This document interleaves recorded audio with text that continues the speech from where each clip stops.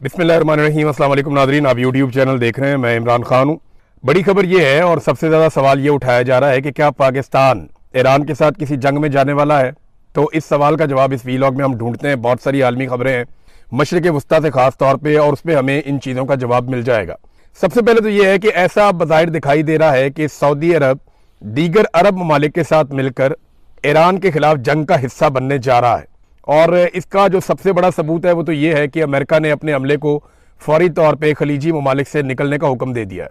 ख़ास तौर पे सऊदी अरब को खाली किया जा रहा है और ये हुक्म दिया गया है अमरीकी हुकूमत की जानिब से कि सफारती अमला, ख़ास तौर पे जो सफारतकार भी हैं, वो फौरी तौर पे सऊदी अरब को छोड़ दें। दीगर ममालिक से भी अमरीकी बहुत बड़ी तादाद में निकल गए हैं। तो जहाँ पर भी अमेरिका ने जंग करनी होती है या उन्हें नज़र आ रहा होता है कोई बड़ी जंग होने जा रही है, तो वहाँ वो फौरी तौर पर इनखला शुरू कर देते हैं। और अब वो दिखाई दे रहा है। एक और बड़ी खबर इसमें यह है कि ये मेरे सामने एक डॉक्यूमेंट है जो सऊदी वजारत खारजा का है। इसमें ईरान को वाज़ेह वार्निंग जारी की गई है और बैनुल अक़वामी अखबारात में ये खबर छप चुकी है। सऊदी अरब ने ईरानी मौक़िफ़ को गलत करार दिया कि हमारी सरजमीन ईरान के खिलाफ इस्तेमाल हो रही है। यानी सऊदी अरब का मौक़िफ़ ये है कि अरब ममालिक जहाँ अमरीकी अड्डों पर ईरान ने अटैक किया, उन ममालिक के अड्डों के ऊपर से ईरान के ऊपर कोई अटैक नहीं हुआ। तो फिर ईरान के ऊपर अटैक हुआ कहां से? ये सवाल अपनी जगह मौजूद रहेगा। लेकिन सऊदी अरब का मौक़िफ़ ये है कि ईरानी सदर का दावा भी गलत है कि हमारे मुल्क से या हमारी बेसिस से, जो यहाँ पे बेसिस हैं अमेरिकन की, वहां से इनका दावा है कि ईरान के ऊपर हमला नहीं हुआ। और ईरान ने जो हमले किए हैं, जिनको ईरान जवाबी हमले कहता है, वो बिला जवाब हैं। सऊदी अरब ने सख्त अल्फाज इस्तेमाल किए हैं और साफ ईरान को एक तरह से जंग का नोटिस या धमकी दी है। और पाकिस्तान ने जो है उसके बाद ये स्टेटमेंट दिया है कि हम सऊदी अरब के साथ या सऊदी हुकूमत के साथ एक दिफाई मुआहदे में हैं। ये पाकिस्तान ने कहा है इस सिचुएशन के बारे में। अब पाकिस्तान ने क्या किया और पाकिस्तान क्या जंग में उतर सकता है, यही है ना अब तक का सबसे बड़ा सवाल। तो सबसे पहले तो आप ये देख लें कि प्रोफेसर जियांग, जिनके बहुत सारे इंकशाफात या बहुत सारी उनकी पेशन गोइयाँ वो बिल्कुल दुरुस्त साबित हो रही हैं। ये चाइनीज़ प्रोफेसर हैं। प्रोफेसर जियांग ये कहते हैं कि अगर जंग बढ़ी तो पाकिस्तान का बड़ा अहम किरदार इसमें हो जाएगा। अब पाकिस्तान एक दिलचस्प सूरत हाल में है, क्योंकि 12 रोज़ा जंग के दौरान पाकिस्तान ने ईरान की हमायत का इजहार किया था, लेकिन चंद माह बाद पाकिस्तान ने सऊदी अरब के साथ एक बाहमी दिफाई मुआहदा कर लिया। ये जो 12 रोज़ा जंग थी, ये पिछली थी जो जून 2025 में हुई थी। उस जंग के बाद पाकिस्तान ने सऊदी अरब के साथ एक दिफाई मुआहदा कर लिया था, जिसका मतलब यह है कि अगर सऊदी अरब पर हमला हुआ तो पाकिस्तान उसके दिफा के लिए सामने आएगा। प्रोफेसर जियांग के मुताबिक अगर इसराइल सऊदी अरब के खिलाफ मजीद फॉल्स फ्लैग कार्रवाइयां करने में कामयाब हो जाता है और सऊदी अरब ईरान के खिलाफ जंग का ऐलान कर देता है, तो इस मुआहदे के तहत पाकिस्तान को भी ईरान के खिलाफ जंग में शामिल होना पड़ सकता है। उन्होंने कहा कि यह इम्कान भी हो सकता है कि अमेरिका ईरान के खिलाफ जमीनी रास्ता जब इस्तेमाल करे तो पाकिस्तान के जमीनी रास्ते से वो लड़ाई शुरू कर दे, क्योंकि ईरान का जनूब मशरकी इलाका निस्बतन ज्यादा कमजोर समझा जाता है, जबकि शुमाल मगरबी हिस्सा ईरान का जो है वो मजबूत है। यानी जो ईरान का एरिया तुर्की के साथ या इराक के साथ लगता है, वहां पे माजी में बहुत लड़ाइयां भी उन्होंने लड़ी हैं, तो उन्होंने अपना सारा जो मिलिट्री इंफ्रास्ट्रक्चर है वो वहां पे डेवलप किया है। यहाँ पे उन्होंने नहीं किया।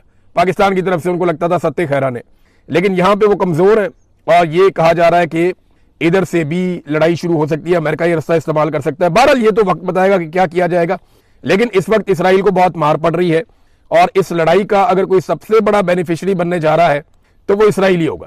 इसराइल के अलावा कोई नहीं होगा, क्योंकि इसराइल में कभी भी इतने बम नहीं गिरे, इतने मिसाइल नहीं गिरे। इसराइल ने वहां पे जितने भी कैमराज हैं, फुटेज हैं, सारी खत्म कर दी हैं और वो किसी को अलाउ नहीं कर रहा कि सोशल मीडिया के इस्तेमाल के जरिए से तबाही का कोई मंजर बाहर निकाले। आप गौर करें, जब इसराइल ईरान को मारता था या गजा के शहरियों को मारता था, और उस वक्त जब रॉकेट चलते थे और सुरंगों के अंदर जाते थे या जेर जमीन पनाहगाहों के अंदर चले जाते थे इसराइली, तो तब बड़ी वीडियोज आती थी नीचे से, तब बहुत सारे मनाजिर आपको दिखाई देते थे। लेकिन अब बिल्कुल कोई किसी किस्म का मंजर दिखाई नहीं दे रहा, फुटेज नहीं आ रही, वीडियोस नहीं आ रही। इसराइली शहरी सारे के सारे कहाँ गए कुछ पता ही नहीं चल रहा। वो एक शदीद ज़हनी तनाव और दबाव का शिकार है और वो ज़हनी मरीज बनते चले जा रहे हैं जो इसराइल के शहरी हैं। और जेर जमीन बंकर्स भी अब उनके महफूज नहीं रहे।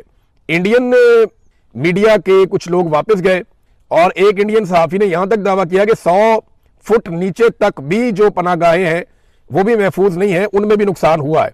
अभी ये खबर आई है और एक दावा है और मुख्तलिफ मीडिया चैनल में ये चल भी रहा है। दावा ये कहता है कि रूसी खुफिया एजेंसी ने इस बात की तस्दीक की है कि ईरान हाइपरसोनिक मिसाइलों के हमले में, यानी ईरान ने जो हाइपरसोनिक मिसाइलों का हमला किया है उसमें इसराइली लीडरशिप के लिए बनाया गया ज़ेरे ज़मीन बंकर तबाह हो गया और इसमें अभी तक आग लगी हुई है। यानी अब बंकर्स भी उतने महफूज नहीं रहे क्योंकि मिसाइल बहुत बड़े और बहुत हैवी हथियार जो हैं वो इस्तेमाल हो रहे हैं। बंकर में इसराइली हुकूमत, ब्यूरोक्रेसी और फौज के आला हुकाम पनाह लेते थे। अब पता नहीं उस वक्त वहां पे वो थे या नहीं थे, लेकिन इस जगह पे वो पनाह जरूर लेते रहे माजी में। अब कितना नुकसान हुआ है क्योंकि इसराइल का कई जगह पे नुकसान रिपोर्ट हो रहा है और हत्ता के लबनान के करीब नुकसान रिपोर्ट हो रहा है, दीगर कई जगहों पे नुकसान रिपोर्ट हो रहा है, बेसिस के अंदर अमेरिका का नुकसान रिपोर्ट हो रहा है, कुछ अमरीकी फौजी पकड़े गए हैं ये भी दावा किया जा रहा है। तो आप सारी चीज़ों को प्लस माइनस करें तो अमेरिका और इसराइल के लिए अकेले में हालात उतने अच्छे नहीं है। आबनाए हुर्मुज़ बंद होने की वजह से पूरी दुनिया के ऊपर एक दबाव भी है। यूरोप उस तरीके से अमेरिका के साथ खड़ा नहीं हुआ, तो क्या पाकिस्तान खड़ा हो जाएगा? अब पाकिस्तान ने ना इस वक्त कुछ ऐसी डिमांड्स की हैं सऊदी अरब से जो ये बताती हैं कि पाकिस्तान जंग का हिस्सा बनने जा रहा है। मैं ये क्यों आपको कह रहा हूं, इसका जरा मैं आपको आसानी के साथ समझा देता हूं। देखिए, सऊदी अरब इस वक्त जंगज़दा मुल्क बना हुआ है, उनकी ऑयल की रिफाइनरीज खतरे में है, आबनाए हुर्मुज़ बंद है, उनकी तजारत भी बंद है, सऊदी अरब के अंदर बम भी गिर रहे हैं और सऊदी अरब के अंदर कारोबारी जिंदगी मुअत्तल है या खराब हुआ है। अब ऐसी सूरत हाल में जब एक मुल्क इतने दबाव में हो तो क्या दूसरा मुल्क उससे पैसे मांग सकता है, उससे माल का तकाजा कर सकता है? नहीं कर सकता ना। ये इखलाकी नुक्ता नजर से भी जायज नहीं है और किसी भी हवाले से आप देखें तो जायज नहीं है।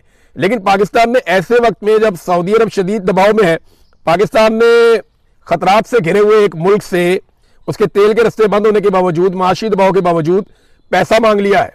पाकिस्तान ने मांगा क्या, ये जरा आप देख लीजिए, इसमें आपको सारी कहानी मिल जाएगी। ये दुनिया भर के मीडिया में छप गया। 10 साल के लिए पाकिस्तान ने $5 अरब का डिपॉजिट मांगा है कि हमें कर्जा दे दें आप $5 अरब और 10 साल के लिए वो डिपॉजिट आप हमारे पास रखें।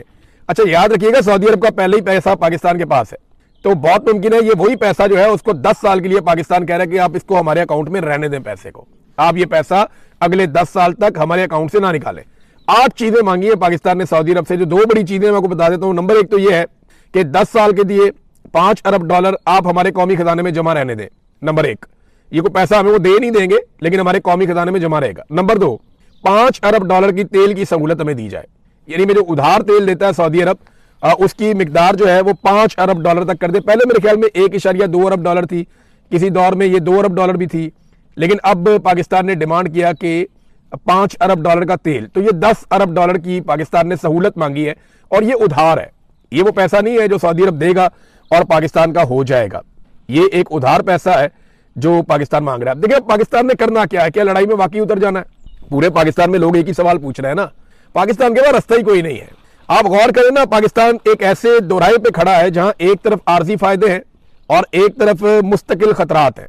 यानी आर्जी फायदा आप ये उठा सकते हैं कि थोड़ा पैसा ले लें, अपनी इकोनॉमी को स्टेबल कर दें, सऊदी अरब के साथ खड़े हो जाएं, और मुस्तकिल खतरात ये है कि फिर आपका एक पूरा बॉर्डर और वुल्नरेबल हो जाएगा। आपने इंडिया के बॉर्डर के साथ कभी नॉर्मलाइजेशन नहीं होने दी, ना इंडिया ने होने दी। अब अफगानिस्तान के साथ भी आपका वही पंगा है, रोजाना लड़ाई हो रही है। अब ईरान के साथ भी अगर आप ये करेंगे तो पाकिस्तान का कोई एक बॉर्डर भी महफूज नहीं रहेगा। सिर्फ चाइना का छोटा सा बॉर्डर है और वो महफूज होने की वजह यह है कि हमने उनके पैसे देने। अगर हमने उनके पैसे ना देने हो, वो भी एक दिन आएगा, चाइना कहेगा गवादर हमारे हवाले करो भाई, जो पैसा तुमने लिया हुआ है, इतनी बड़ी अमाउंट आपने $60 अरब के आप चाइना से कर्जे ले रहे थे डेवलपमेंट के नाम पे, अब वो पैसा वापस तो करना है। अगर आप पैसा वापस नहीं करेंगे तो क्या देंगे उन्हें? वो मुझे पता है कि क्या आपको देना पड़ेगा। गवादर जाके देखें चाइना ने कैसा बना दिया और उसको किस तरीके से उन्होंने डिजाइन किया है। एक तरफ तो आर्जी फायदे हैं, मैंने आपको बताया, और एक तरफ मुस्तकिल खतरात है। एक तरफ अमीर तरीन सऊदी अरब है और दूसरी तरफ मुसीबतों से घिरा हुआ सुपर पावर से जंग लड़ता हुआ ईरान है। तारीख ना अपने आप को दोहरा रही है।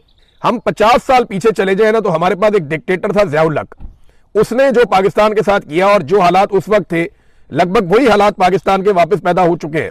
अमेरिका और अमेरिका के इत्तेहादियों के साथ मिलकर अरब ममालिक की मदद से अफगानिस्तान में पाकिस्तान ने जहाद की बुनियाद रखी थी। आपको याद है, तब भी अमेरिका था, अमेरिका के इत्तेहादी थे और अरब ममालिक थे, और अफगानिस्तान का बैटल ग्राउंड था जहां पे पाकिस्तान ने कहा कि ये जहाद है। उस लड़ाई में पाक फौज, तालिबान, अरब और अमरीकियों ने एक साथ मिलकर शाना बशाना ये लड़ाई लड़ी थी और बाद में उन्हीं तालिबान ने, जिनको तैयार किया गया, अफगानिस्तान के तमाम धड़ों को शिकस्त देकर इक्तदार पर कंट्रोल हासिल कर लिया था। आज एक मरतबा फिर पाकिस्तान वही खड़ा है। आज ईरान में रजीम चेंज करना मकसद है और उसके लिए एक बार फिर अरब ममालिक, पाकिस्तान, अमेरिका, इसराइल, उनके इत्तेहादी, वो सारे फिर उसी मकाम पे दोबारा से खड़े हैं। तब भी बहुत सारे जर्नैल और सियासतदान अमीर हो गए थे, आज भी इम्कान है कि बहुत सारे जर्नैल और सियासतदान अमीर हो जाएंगे। तब भी पाकिस्तान में गैर आईनी हुक्मरान थे और उनको और उनके इकदाम को तहफ़्फ़ुज़ मिल गया था। ज़ियाउल हक था ना, ज़ियाउल हक को और उसके इकदाम को तहफ़्फ़ुज़ मिल गया था इस वफादारी के बदले में। आज भी पाकिस्तान में गैर आईनी हुकूमत है, एक डिक्टेटरशिप है, आसिम मुनीर साहब कंट्रोल करते हैं, तो इनको भी तहफ़्फ़ुज़ मिल सकता है। वही मामला आज भी है। तब भी पाकिस्तान ने अपनी एक लंबी सरहद हमेशा के लिए कुर्बान कर दी थी और एक मुस्तकिल खतरा ले लिया था, और आज भी पाकिस्तान की एक और सरहद गैर महफूज होने की तरफ जा रही है और यही खतरा बदस्तूर मौजूद है। तो पाकिस्तान को बड़े होश के साथ फैसला करना पड़ेगा, लेकिन फैसला तो हो चुका, पार्लियामान में डिस्कस ही नहीं किया। यानी जब पाकिस्तान सऊदी अरब के साथ दिफाई मुआहदा करने जा रहा था तो पार्लियामान में पाकिस्तान ने डिस्कस नहीं किया। पार्लियामान में डिस्कस करते तो यह शर्त रखी जाती कि अगर सऊदी अरब किसी हमारे दोस्त, हमसाया, मुसलमान बरादर इस्लामी मुल्क से लड़ेगा तो हम इस लड़ाई का हिस्सा नहीं बनेंगे, अगर किसी दुश्मन से लड़ेगा तो लड़ाई का हिस्सा बनेंगे। कोई कंडीशन रखी जा सकती थी ना, लेकिन कंडीशन रखी नहीं गई। यह कहा गया कि सऊदी अरब पर हमला, पाकिस्तान पर हमला, और पाकिस्तान पर हमला क्या सऊदी अरब पर हमला होगा या नहीं होगा, इस सवाल का जवाब अभी तक हमारे पास नहीं है। हाँ, लेकिन एक बात है, अब इसको ना हमारे मौलवी, ये जो दरबारी मौलवी हैं पाकिस्तान के अंदर बेशुमार, ये इसको मक्का और मदीना की हिफाजत करार देंगे। वो कहेंगे जनाब कि हम तो हरम की हिफाजत के लिए जा रहे हैं, एक हूं मुस्लिम हरम की पासबानी के लिए, नील के साहिल से लेकर ताबका के काशगर। ऐसे ऐसे शेर आपको मौलवियों ने सुनाने ना, ऐसा ऐसा आपको जज्बाती करना है ना कि जैसे मक्का और मदीना को खतरा इसराइल से नहीं है, ईरान से है। अब ये मौलवी आपको ये कहानियां सुनाएंगे और आपको लड़ाई की तरफ रागिब करेंगे अगर ये माहौल बन गया तो। मैं कंडीशन अभी भी रख रहा हूं, मुझे अभी भी पता नहीं क्यों उम्मीद है कि शायद कोई होश के नाखून ले और इस लड़ाई से पाकिस्तान को बचाया जाए, लेकिन बज़ाहिर चीजें उसी तरफ जाती हुई दिखाई दे रही हैं। जिस तरह पाकिस्तान ने 10 अरब डॉलर की फैसिलिटीज मांगी है ना, उधार मांगा कि 5 अरब डॉलर से उधार दे दो, हमारे अकाउंटों में आप रख दें 10 साल के लिए। कुछ और चीजें भी मांगी है, IMF के वाले से भी मदद मांगी है, और साथ में 5 अरब डॉलर का उधार तेल भी आप हमें दे दें, फैसिलिटेट कर दें। जिस तरह पाकिस्तान ने मांगा है, इससे तो ये लगता है कि पाकिस्तान एक सौदेबाजी कर रहा है। अब मक्का और मदीना तो कोई खतरे में है नहीं, और ईरान से तो मक्का और मदीना को कोई खतरा होना नहीं चाहिए, मुसलमान तो सारे उसकी हिफाजत के लिए हैं। लेकिन मुझे ऐसा लगता है, और कुछ सोर्सेज ये कहते हैं कि कुछ ना कुछ ऐसा होने वाला है अरब ममालिक में जिसके बाद इस लड़ाई का जवाब बन जाएगा। ये मैं आपको फिर बता देता हूं कि आने वाले दिनों में कुछ ना कुछ ऐसा होगा अरब ममालिक में जिसके बाद लड़ाई का जवाब पैदा कर दिया जाएगा या लड़ाई का जवाब बन जाएगा। पाकिस्तान की पॉलिसी जो है ना, वो बड़ी प्रो इसराइल है। मैं ये देख रहा हूं कि पाकिस्तान वो सारी चीजें कर रहा है जिससे इसराइल को फायदा हो रहा है। बोर्ड ऑफ पीस के अंदर जाना, अमेरिका को दरखास्त करना कि हम अपनी फौज भेजना चाहते हैं गाजा में, फिर सऊदी अरब के साथ एक दिफाई इत्तेहाद में जाना, फिर इसराइल और अमेरिका की मजम्मत नाम लिए बगैर करना, उनका यानी नाम भी ना लेना, उनकी मजम्मत भी ना करना, फिर ईरान की मजम्मत करना कि वो अमरीकी अड्डों पे अटैक क्यों कर रहा है। ये सारी चीजें ना इसराइल को बहुत फायदा दे रही है, और अगर पाकिस्तान इस लड़ाई में उतर जाएगा तो इसराइल और पाकिस्तान जब शाना बशाना लड़ेंगे तो ईरान के लिए बहुत मुश्किल हो सकता है। अगर तो वाकई ये सिचुएशन बन जाती है तो ईरान जो है ना, वो बार बार यही कह रहा है कि पड़ोसी अरब ममालिक की सरजमीन हम पर हमलों के लिए बदस्तूर इस्तेमाल हो रही है। पाकिस्तान में ना एक और बड़ी खौफनाक कार्रवाई डाली जा रही है। कुछ नए अकाउंट्स बने हैं पाकिस्तान में सोशल मीडिया पे, ये जरा आपने गौर करना है और आपने देखना है, क्योंकि जो हमारे दोस्त एनालिसिस करते हैं उन्होंने ये रिपोर्टें बना ली हैं। मेरी टीम ने भी मुझे आगाह किया है कि बहुत सारे सोशल मीडिया पे नए अकाउंट्स बने हैं और ये शिया सुन्नी फसाद पाकिस्तान में फैलाने की कोशिश कर रहे हैं, और ये गुज़िश्ता चंद दिनों के अंदर सामने आए हैं, और ये दर्जनों की तादाद में एक एक अकाउंट ट्वीट्स कर रहा है और शिया सुन्नी फसाद पाकिस्तान में फैलाना चाह रहा है। देखिए, एक बात बड़ी क्लियर है कि पाकिस्तान में जो अहले तशी बरादरी है, हमारे भाई हैं, वो ईरान के साथ उनकी एक थोड़ी सी वाबस्तगी है और एक अकीदत है। लेकिन अभी जिस तरह से ईरान ने ये लड़ाई लड़ी है, या इससे पहले पिछले साल जून में लड़ी थी 12 दिन की, या इसके अलावा ईरान ने जिस तरह फलस्तीनी या फलस्तीनियों के कॉज के लिए आवाज उठाई है पूरे मुस्लिम उम्मा से बढ़ के, तो जो अहले सुन्नत पाकिस्तानी है उन सबके दिलों में बड़ी कदर बढ़ गई है ईरान की, और बहुत ज्यादा एक भाईचारा और इत्तेहाद की फिजा बनी है पाकिस्तान में पहली मरतबा। अब इस फिजा को तोड़ने की कोशिश की जा रही है अपने मजमूम मकासद के लिए। तो मेरी आप सबसे गुजारिश है, ऐसे अकाउंट्स को फौरन ब्लॉक करें, इनको रिपोर्ट करें, और इसके अलावा 2-4 बड़े अकाउंट्स भी हैं, वो भी यही कार्रवाइयां डाल रहे हैं, बारीक वारदातें। तो आपने शिया सुन्नी फसाद से और फिरका वारियत से पाकिस्तानियों बचना है, आपने इसका हिस्सा नहीं बनना। जब दुश्मन बम मारता है तो वो ये नहीं देखता कि ये शिया या सुन्नी है, जब वो आपके ऊपर अटैक करता है, जब गुर्बत आती है तो वो ये नहीं देखती कि ये शिया या सुन्नी है, जब कोरोना वायरस आया था तो वो ऐसा नहीं करता था कि मैं शिया को लगूंगा और सुन्नी को नहीं लगूंगा। ये बात ज़हन में रखना कि हम सब मुसलमान हैं, भाई भाई हैं, हमारा एक वतन है, हमें आपस में अपना इत्तेहाद और इत्तेफाक कायम रखना है। ये हमें तकसीम करने की कोशिश करेंगे और वजह क्या है? पैसा। वजह क्या है? मफाद। वजह क्या है? पाकिस्तान को एक नई जंग के अंदर झोंक देना। पाकिस्तान तहरीक इंसाफ ने इस मजम्मत को कंडीशनल कर दिया। पाकिस्तान तहरीक इंसाफ ने कहा जी ठीक है, ये जो अरब ममालिक के ऊपर अटैक हो रहे हैं ये भी गलत है, और जो अटैक ईरान के ऊपर हो रहे हैं वो भी गलत है। उन्होंने कहा दोनों चीजें एक दूसरे से जुड़ी हुई है, एक दूसरे से वो वाबस्ता है, लिहाजा आप ये नहीं कर सकते कि एक चीज को आप गलत कहें और दूसरी चीज को आप गलत ना कहें। तो नेतन्याहू के बारे में मैं आपको बता रहा था कि उसके बारे में पाकिस्तान के जज्बात खासे नरम हो गए और नेतन्याहू को पाकिस्तानी टीवी चैनल्स में दिखाया जाता है, नेतन्याहू के बयानात पाकिस्तानी टीवी चैनल के ऊपर चलाए जाते हैं, नेतन्याहू के लोगों के साथ शहबाज शरीफ साहब जाकर मिलते हैं और कमाल शहबाज शरीफ साहब ने दिल बड़ा किया और ज़बरदस्त ताल्लुकात इसराइल के साथ या इसराइल के हमायतियों के साथ इन्होंने इस्तवार किए हैं, कमाल तरीके से किए हैं। और जो एस्टेब्लिशमेंट की एक बड़ी पुरानी ख्वाहिश थी वो ख्वाहिश भी पूरी हुई है। अमेरिका के सदर डोनाल्ड ट्रंप की एक ख्वाहिश थी, वो हमेशा से इसराइल को एक महफूज मुल्क देखना चाहते हैं, एक मजबूत मुल्क देखना चाहते हैं। वो देखना चाहते हैं कि तमाम ताकतवर इस्लामी ममालिक इसराइल के साथ अच्छे ताल्लुकात बनाएं और डोनाल्ड ट्रंप को उसमें खासी कामयाबी हासिल हुई है। डोनाल्ड ट्रंप ने साबित किया कि उससे बेहतर दोस्त कोई भी इसराइल का दुनिया में नहीं हो सकता। तो नेतन्याहू के खिलाफ बात कर रहे थे इकबाल अफरीदी साहब कौमी असम्बली में, मुबैना तौर पे ये सारे सोशल मीडिया पे लान तान हो रही है, तो इन्होंने जनाब बंद कर दिया, बात आवाज़ ही बंद कर दी। अब आप नेतन्याहू के खिलाफ भी नहीं बोल सकते। कैसा है? कौमी असम्बली में नेतन्याहू के खिलाफ भी नहीं बोल सकते, ये हालात है। तो नादरीन, अब मैं जाते जाते आपको एक चीज़ बताता हूँ कि हमें चूरन कैसे बेचा गया, और एक दफ़ा नहीं बार बार बेचा गया। थोड़ा अर्सा पहले हमें, अब से कोई 1-1.5 महीना पहले हमें कहानी सुनाई गई कि पाकिस्तान का कोई 12 अरब डॉलर कहता था, कोई 15 अरब डॉलर कहता था, कोई 20 अरब डॉलर कहता था कि पाकिस्तान जनाब असला बेचने जा रहा है, हमारे जहाज, हमारी चीज़ें, हमारे वेपन, हमारे मिसाइल हम दुनिया को बेचने जा रहे हैं। ये अरबों डॉलर की कहानी हमें सुनाई गई, नंबर 1।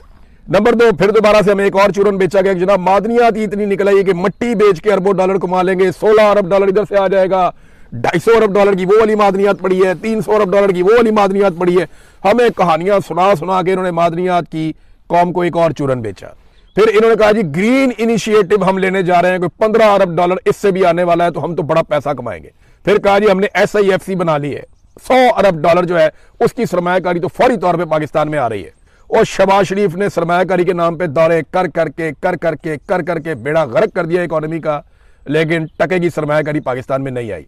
ना सरमायाकारी आई, ना कोई दौलत आई, कुछ पाकिस्तान के अंदर नहीं आया। डॉलर डॉलर कर दे, इनका बेड़ा गर्क हो गया। और अब एंड में निकला क्या कि जनाब हमें उधार पैसे दे दें, हम आपकी जंग लड़ लेते हैं।